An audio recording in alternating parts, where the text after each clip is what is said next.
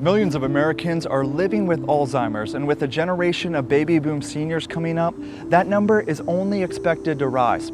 So who will take care of these seniors? Well, in most cases, it's not the healthcare system or trained professionals, it's family members, unpaid family members. In North Carolina alone, it took over 360,000 family members to provide care for their loved ones with dementia. And if we had to put a price tag on that unpaid family labor, it would exceed a staggering $10 billion. So why are families dealing with this enormous burden, and what's being done to help them? I'm David Hurst. This is ncIMPACT. For many families, the journey into dementia care begins with uncertainty, a series of small moments that hint at something bigger. For Mark Wild-Ramsey, watching his wife Dinah's memory gradually slip away would become an 11-year journey. During the last 5 years, caring for Dinah would be Mark's full-time job. It's a daunting task when you're coming into it and you don't know what you're doing.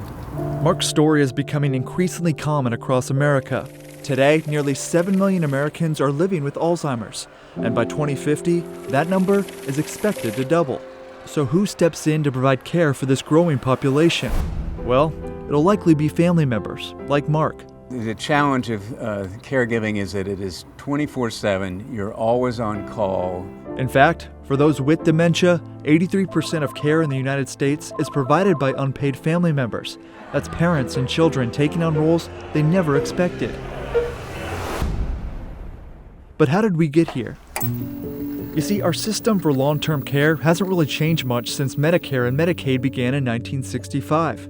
But America has changed dramatically. Baby boomers are now reaching retirement age, creating the largest elderly population in our nation's history, and they're living longer. Our current system just isn't built for this reality. Insurance costs are skyrocketing, there's a shortage of care workers, and assisted living facilities, they're becoming too expensive for most middle-class families. The result is a patchwork of services that leaves most families struggling to find and afford the care they need.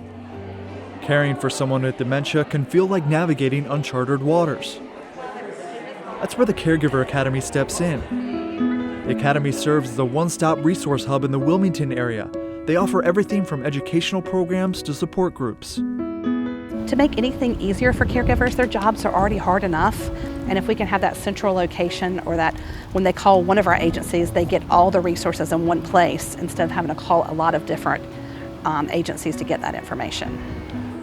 One of their most popular programs is the Memory Cafe. It's a social gathering where caregivers and their loved ones can connect with others facing similar challenges. For couples like Mike and Bonnie Oliver, who have been married for 47 years, they say these programs appear just when they needed them the most.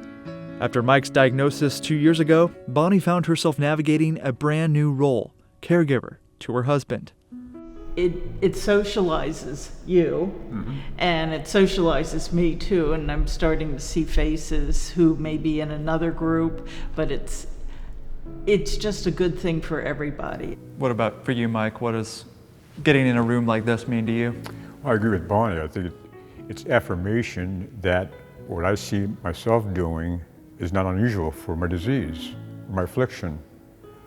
And I appreciate so much her patience. I think the first thing about this affliction is accepting it.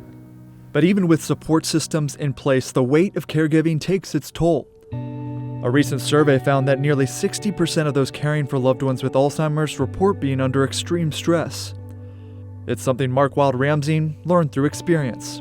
It's like when you're on the airplane and oxygen goes out, you put your mask on first. The caregiver has to stay healthy. That's where Project CARE comes into play. It stands for Caregiver Alternatives to Running on Empty, and it's a state-funded program that operates across North Carolina. The local area agency on aging administers these funds across 12 counties. They provide family consultants who help caregivers access resources and temporary respite care. Caregiving can be a very lonely job, especially if you take it on all yourself. I find sometimes caregivers have a hard time reaching out and asking for help, so that's where we try to help them when they call us. But there's another stressor that could be relieved, and that's the financial burden. Think about either the cost of paying for expensive care or even quitting your job to care for one of your parents.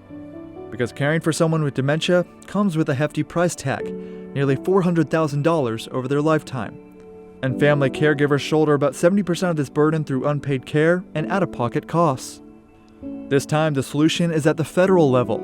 In the summer of 2025, Medicare is rolling out an 8-year pilot project to directly support dementia caregivers. It's a first for the federal health insurance program for seniors. The idea is to invest in caregivers to keep dementia patients healthier and happier at home, while also preventing families from burning out emotionally and financially.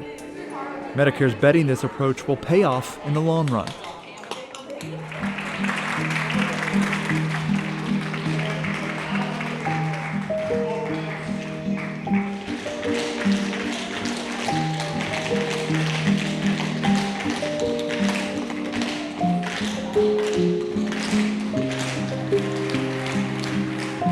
Behind all these programs and initiatives are real families facing both heartbreak and hope. For Mark Wild-Ramsey, his wife passed away in October of 2023. Through 11 years of caring for her, he discovered that even in the toughest moments, support can make all the difference.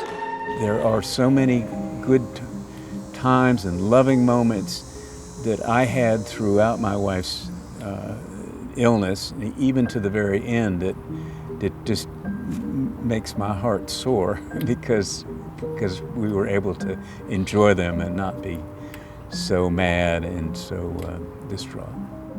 And as more families face this journey, the hope is that a tapestry of resources woven from local, state, and federal initiatives will empower caregivers to navigate this road with greater confidence.